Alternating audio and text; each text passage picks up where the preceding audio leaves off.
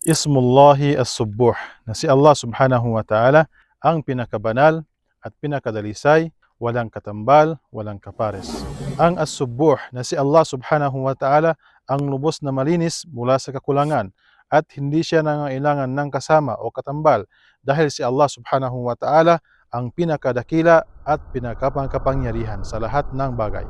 Kaya't sinabi ng propeta sallallahu alaihi wasallam sa kanyang pagyuko at pagpapatira pa, Subbuhun, Quddusun, wa Rabbul Malaikati war Ruh, na si Allah subhanahu wa ta'ala ang pinakabanal, na walang katambal at walang kakulangan, na si Allah subhanahu wa ta'ala ang Panginoon ng mga anghel at ng mga espiritu.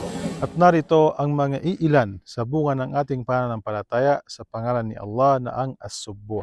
Una sa lahat, sino maniniwala sa pangalang As-Subbuh, siya ay madalas na pumupuri kay Allah subhanahu wa ta'ala dahil ito ay sunan ng propeta sallallahu alaihi wasallam, tulad ng binanggit ng propeta sa kanyang pagyuko at pagsujud.